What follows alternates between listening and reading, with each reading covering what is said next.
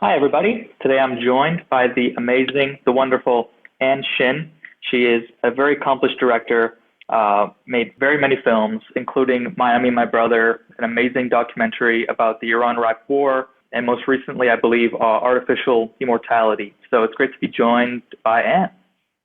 Hi, thanks so much for having me, Ario. Of course, of course. I just want to talk a bit about your work and your future plans, and especially about My Enemy, My Brother. It really touched me, this film. I watched it with my parents. I don't know where I found it. I think just on YouTube it was recommended to me or something like that.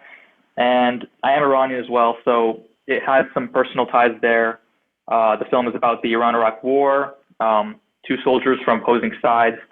Basically, they met back up in Canada many years later, which was a huge coincidence, a huge, amazing story about their time together. And they had also met previously in the war.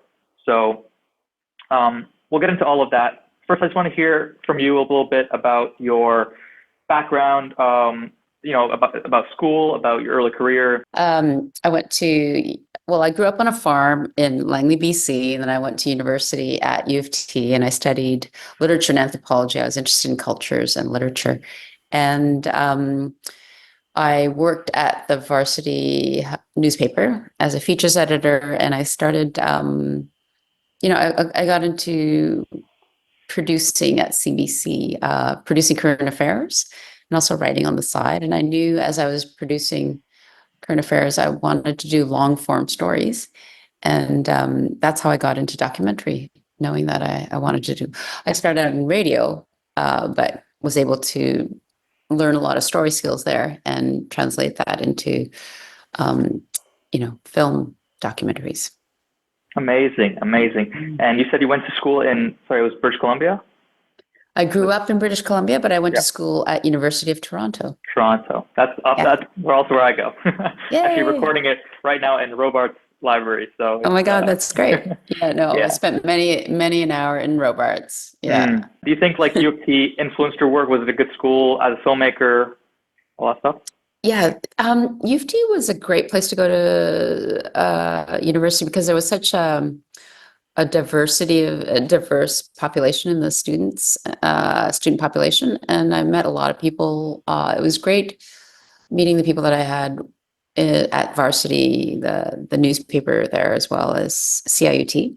Clive Thompson was there at the time, and Naomi Klein was there at the time as well. So it was really, really smart people wanting to try to make a difference in the world. So you made some documentaries, you worked for CBC, and then this movie comes along, My Enemy, My Brother. You made a short film. It was, breathtaking because you managed to find these two guys, this amazing story. How did that come along? And then it's like, it morphed into a feature film. So take us through that story sort of briefly in terms of the progression of that film. So Zahid is an Iranian Canadian who was a child soldier during the Iran-Iraq War, and Naja was an Iraqi soldier during that war. And they met on the battlefield when Zahid was just a teen, and Naja was a teen as well, but he was an adult. He was just older. But they met on the battlefield, and Zahid risked his life to save Naja. Like all of Naja was in a bunker full of dead companions, and Zahid just risked his life to keep Naja alive. And at the end of the war, Naja was taken in as a POW, and at the end of that battle, and Zahid, had moved on. They happened to meet by sheer coincidence, more than 10 years later at a counseling office in Vancouver, when they just struck up a conversation saying, like, I was in this ward, back there. And he was, oh yeah, are you Iraqi? Naja says Zahid says to Naja, are you Iranian? Because Naja spoke Iranian, Farsi. And Naja said, no, I was a POW and I learned the language. And as they started to talk more and more, they were like, I was there. Were you at Battle Khorramshahr? And they were like, yes, I was there. In fact, there was a young boy who saved my life. And Zahid goes, I saved an Iraqi soldier's life. And then he says, do you have a scar up here? And do you have, a wound here? And Nisha says, yes, my brother, yes. How do you know? How do you know my wounds? And I said, because I'm the one who saved you. And so when I first heard this story, I was just so completely uh, taken by it that I just had to find out more. I called them up and learned about the story, and then I went and met them because they lived in Vancouver, where my family were. So I went and met them there. And how did you come about the story? Was it in the news? My friend Greg Kelly he's the executive producer of Ideas, and he knew about this story, and he was saying, he had done this documentary, a radio documentary about them. And he said, you really should do a film documentary. And that was when I started, reaching out to talk to them and learn more, to see if there might be a documentary I could do, a film version of it. And when I talked to them, it was, and I started pitching it. It was very difficult because everyone thought, oh, it's a past tense story. It happened so far, so long ago. It's not really a forward unfolding story. And a lot of the commissioning editors of the time, and even now, of broadcasters and platforms, they want something that's like happening now. And so Right. the only way I could get any funding was to pitch it as a short. So I created this short film that was kind of like a gem, just encapsulating that moment on the battlefield, and then walking us through the point when they meet again by sheer coincidence. And it's just that it's a miracle, really. And I found it very inspiring, and like a message of peace, and of how people, even in the worst of circumstances, can overcome political or social norms and or political differences, and see the humanity in one another. And so, I created this short film and put it out there, and it did really well. It got nominated for an Emmy. It got shortlisted for an Oscar, and then people were very interested in the story, saying, actually, this is a compelling story, even though it happened in the past. And so we got enough funding to do the feature version, which followed Najah as he was trying to find his wife and child from the past, whom he hadn't seen in decades. And were you always interested in history, politics, or did you have to do a lot of research for this to, get up to date with the whole war? I had to do a lot of research to get up to date with the war. I've always been interested in human stories and stories with high stakes, and also really wanting to tell the underdog side of the story. And this is really the story of both Najah and Zahid, I think, it's both, Iran and Iraq were maligned and are still maligned in like North American cultures. And I wanted to really show this story of bravery and compassion from their perspective, and share it in a Western audience, share it with a Western audience. Yeah, and I love the title, My Enemy, My Brother. It's like, I've seen a quote somewhere about every war is a civil war, because at the end of the day, we're all human beings. So yeah, did you come to sense with that sort of theme in that way? Yes, I really, hearing how Najah and Zahid talked about being in the battlefield. First of all, they're, the part where Zahid's from and Najah's from, they had more in common than like northern parts of the country, because they're down in the Khorramshahr area. Right. And so there was that, like, so the political boundaries between Iran and Iraq there, which just felt a bit arbitrary. And just in terms of the experiences they had, both as young soldiers, I think there was so much in common, and so much that they could resonate with and empathize with one another, that it did feel like they recognized the humanity and the brotherhood that they, were able to fully experience later on in life, as when they met each other again. Awesome. And do you think this film is strictly anti-war? Do you see it in that sort of lens? Because, like, as an Iranian, obviously the revolution, it's a huge pivotal point especially even in world history. It impacted a lot of things. A very tragic point in the history, but like, it immediately led to the war because of they purged a lot of the military, the generals of the Shah, that sort of thing. So in terms of like, how do you see the war playing out? Do you think there was any point to it, or was it like a lot of my family just say, it was pretty much a pointless war. Millions of people died needlessly, especially children who were tricked with, the keys thing and that sort of stuff. So yeah, how do you see this war as like an anti-war or not really? Yeah, I really do see this. I mean, I think all films that show a compelling truth are really arguing for a recognition of the common humanity that we all share, and respect and a reverence for life. And I think you pointed out some of the more tragic aspects of this war, that, as you said, children were conscripted into the Iranian army because they were running out of, they didn't have men. They had old men come as well. And children were given keys. They were told they were given the keys to heaven, that if they died on the battlefield, they'll go to heaven. And it's just heartbreaking to know how many children died on the battlefield in this war. Yeah, it's definitely one of the more like bloodiest battles in terms of especially child soldiers, like Yes. under 13, 14 years old, like years old. So Yeah. 100%. Yeah. It's seen as one of the most brutal wars of the 20th century. Yeah. How did you deal with the trauma of the soldier, like Zahed and Naja? Were there boundaries you had to set? Obviously, with PTSD, was it sensitive? Like, what was that like? Yeah. They both had PTSD, and it was very. It was we filmed in a way and worked with them in a way that really took that into account. I did a lot of spending time with them and talking with them and getting to know their families, that where we weren't rolling the cameras. And this film took a long time because at some point they were like, oh, life is too busy, I can't do this, or I don't think I want to do this film anymore. And this often happens with a documentary. Your participants will feel differently at different times of the week, let alone the year, Yeah. And so there was a lot of patience.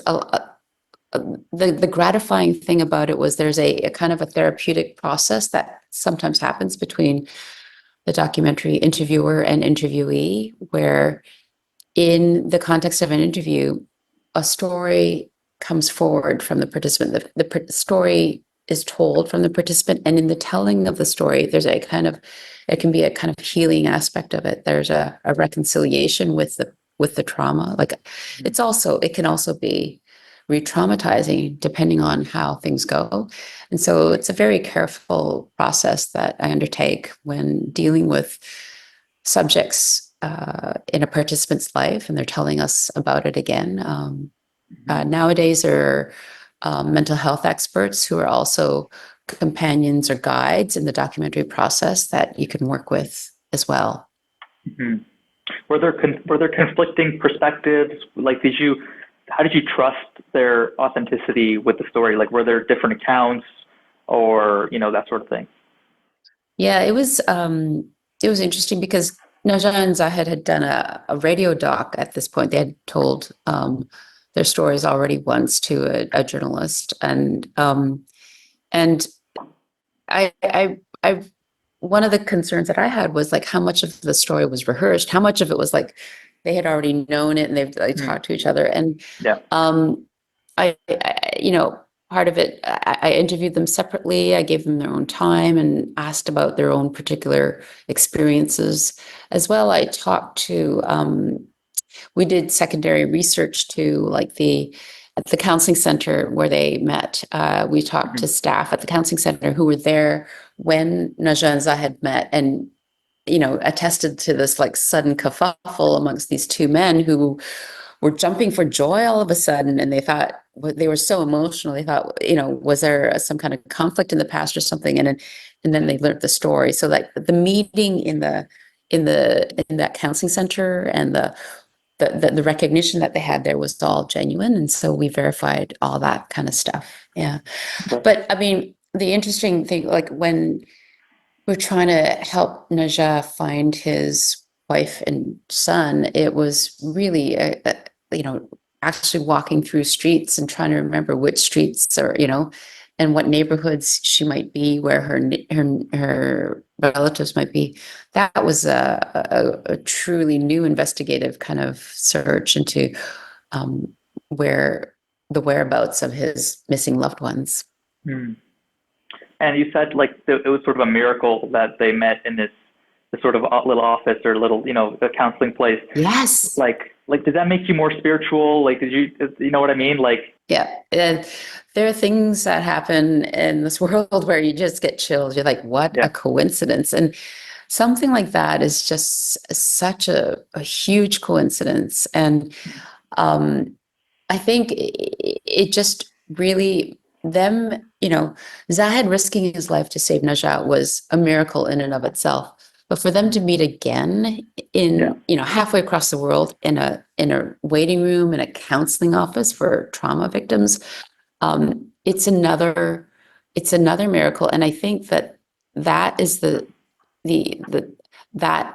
if because of that chance meeting, it became a story that gripped people. And I think that's, if there's reason behind coincidences like this, I would say that would be the reason why it happened. I mean, it helped Zahid and Najat find closure and meaning in their lives, but also it helped propel the story to more people, hopefully to inspire them to see that there can be peace and that there is common humanity among countries that are otherwise seen as enemy states. That's amazing. Yeah, it's definitely. I was like, what are the odds? Like in Vancouver, like one city in the whole world, and then the same like place, same like they're same time of day they're there. You know what I mean? It's like, what are the chances? Yeah, and they got to Vancouver by very, very different means. Like Najat came by his brother, helped facilitate, met him in Turkey, but Zahid came by ship and actually, got off a ship and as at different periods in their lives. So it's really that they ended up in the same city and then in the same counseling offices. That's amazing. Yeah. What was more significant to you? Was it shooting the Canada scenes, they're revisiting the past, or was it going actually to Iraq and, trying to get the rekindling of the family, that sort of thing? What was more fun or more significant for you? So as a filmmaker, it was challenging to think of how to show periods of the past, like Najat remembering his POW years. He was a POW for more than 10 years. He was POW for like years and years after the war had ended, and he didn't know the war had ended. And for him how to show that trauma, it was, we had filmed in an empty barracks, like the barracks that he had been kept in, and tried to really draw on his story and his words to tell rather than to do too much recreation. So that was interesting to find the appropriate way to visually tell that part of the story. But as also what was also rewarding was to see, Najat with his family he hadn't seen in a long time, and Zahid to see Najat's family members that he had never met, whom he had never met. And Najat's family members had heard of this boy soldier who had saved their brother and their son, and they were just, the tears that were coming from their eyes as they met Zahid. It was just really touching. The hug when Najat's sister hugs Zahid, it was just really impactful. Yeah, it was quite the moment. Yeah, I remember in the movie there's the scene where they meet for the first time with the mother and everything. Yeah. Just as a nerdy filmmaker question, like how did you film that? Because you were with the POV of the shot was with the family, was with the mother, but then Najat comes afterward. So how did you shoot that? Did you tell them don't look at the camera, just act natural, whatever? Oh no, we didn't. So what we did do was we sent the sound man ahead to put lavalier mics on the family members.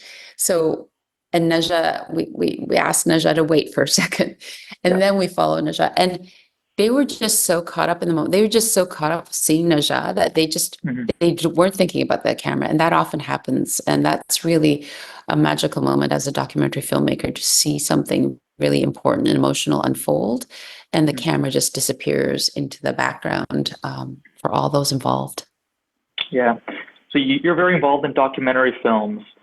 How do you see My Enemy, My Brother contributing to the war film discourse? And then where does documentary come into play, like showing the human side of it? Like, could you tell the story in a more narrative sense with, characters and a script and that sort of thing?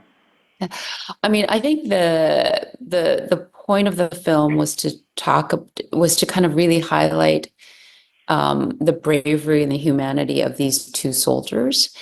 And I think in the context of war films, like, we weren't trying to say this is what, the Iran-Iraq war was tragic and unjust. I mean, that was part of our message, but we weren't trying to tell it by, historical facts and, a comprehensive view of all the things that had happened. It was really, we were trying to foreground the power of these two individual stories to inspire people to think about war critically, and to also be inspired to see how peace can be attained by one personal decision at a time. This one boy soldier's decision changed so much, not only in Najah's life, but created such a ripple effect in the world. Yeah, this is obviously a very positive story. There's also, like, it reminds me, I read a story, I don't know if this is 100% true, but I think there was a British soldier who saved Adolf Hitler in World War I. He spared his life because he felt pity on him, and then it obviously led to, giant ramifications of that. Like, obviously it's a more negative story, but it's crazy how these, soldiers saving each other can lead to so many coincidences. That one soldier did that one thing, and then there's so many stories of these kinds of stories of bravery, whether it was during, the Allied forces in Europe, people landing across, fighter pilots landing across enemy lines and being helped by farmers from the enemy side, or during the Holocaust, acts of bravery. There's so many acts of bravery that happened that we wanted to actually pitch it as a series too. Yeah. But yeah, there's probably so many of these out there. I mean, and that's heartening to know. There's so many people who really step up and do the right and brave thing, and in times of crisis. The short film and the feature film were nominated for cinematography, awards and stuff like that. I believe they may have won as well. How did you, the stylistic choices for the film? How did it reflect the psychological trauma, in terms of sound, editing, the geeky stuff? Yes. Thinking of how to film this and how to portray their experiences, I worked with Duray Munajim, a cinematographer, the DP. Also worked with Stephen Chung, who's also another cinematographer who's really talented. And we were wanting to be able to show their perspective.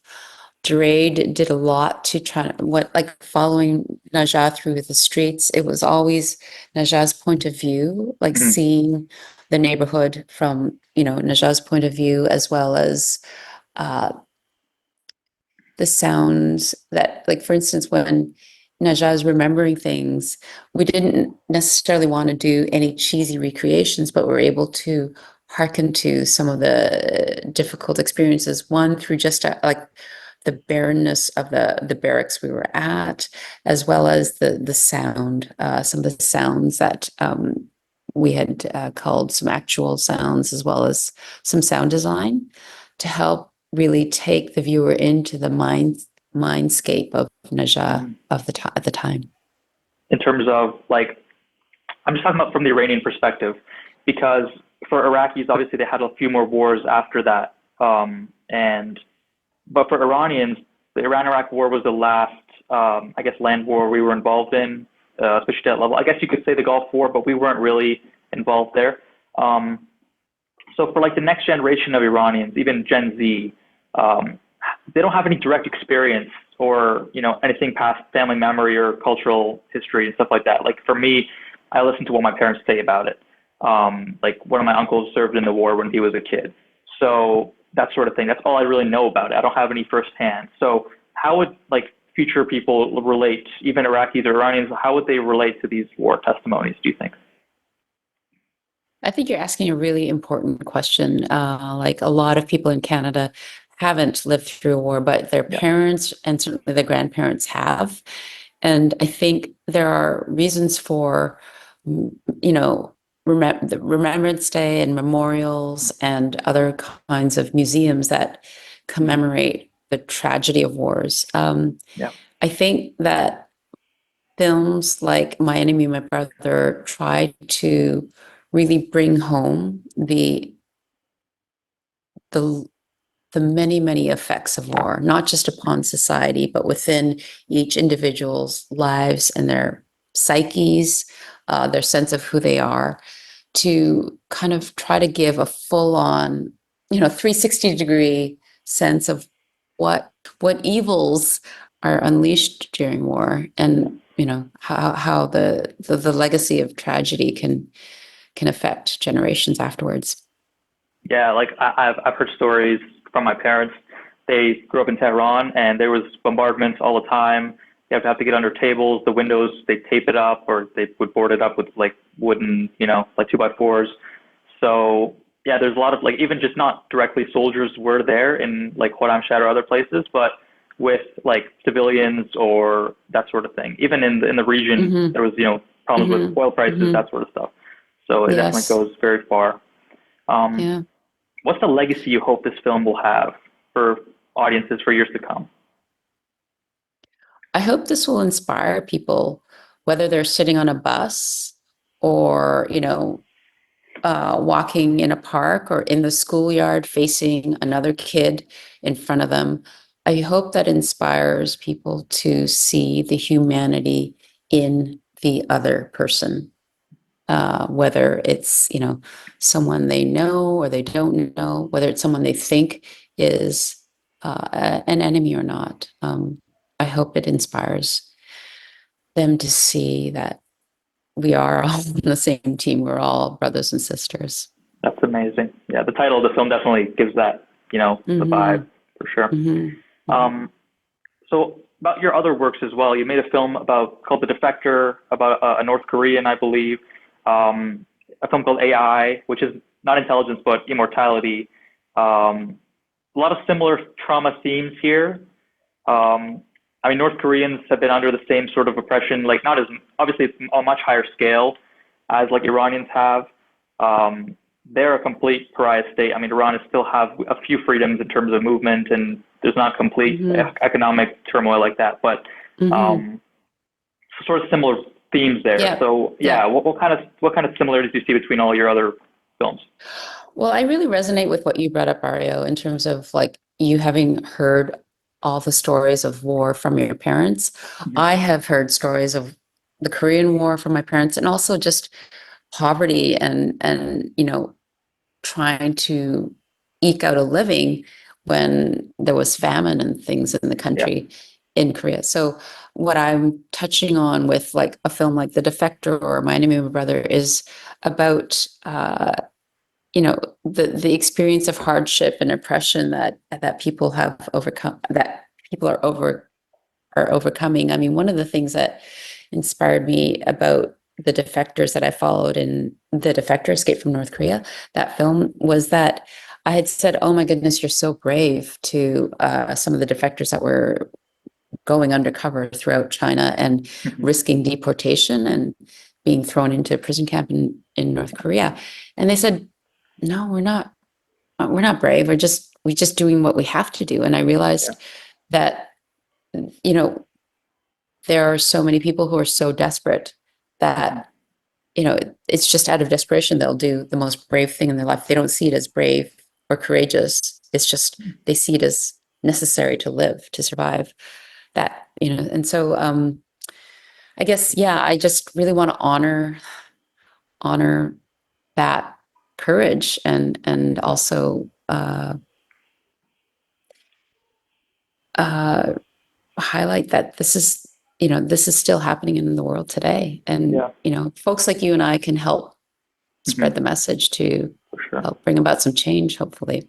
Yeah, exactly. Do you find it hard to make a film about North Korea, given influences from China, that sort of thing, with the film industry? Was it hard to get funding for that sort of stuff? it wasn't hard to get funding for it, but we filmed Undercover in China, and that was risky. Hmm. We had to, we had to go in as tourists. We had to hide. We had to use like just DSLR cameras and Hmm. really just pose as tourists Yeah. while we were traveling undercover with defectors as well. Yeah. Wow. Yeah, that must have been scary. Like, just especially even in China, but like especially dealing with North Koreans. Like, yeah, I've definitely read a lot about that. There's a lot of defectors out there. Hmm. Not obviously very few, but they make their Hmm. voices heard, and it's Hmm. terrible. Like, they have to go through so much going through China, and then if they get caught, they would be shipped back to North Korea, and God knows what Hmm. happens there. Hmm. And if they would go to South Korea, it's tough because a lot of assassins are there, a lot of danger there. They would have to either escape Yeah. to Mongolia or come to America ultimately. So, um, yeah, was it scary filming it in that environment? Yeah, it was scary. Off like we were in a bus once and there was like a conductor coming and they were going to check for Hmm. tickets and things, and sometimes they check for ID and we thought they might get discovered. So, I mean, I was scared for my crew, myself, but I was more scared for the defectors who there was so much at stake if they got caught. And so, yeah, Yeah. that was nerve-wracking. Yeah, and even they might think you're a spy or something, with the camera, that sort of stuff. So for them, it might be Yeah. risky. Yeah. Yeah, or I mean, they would see that I was Canadian. I have a Hmm. Canadian passport, but yeah, it was just not. Yeah, it was. I was Wow, concerned for the defectors who would have been deported back. Yeah, for sure.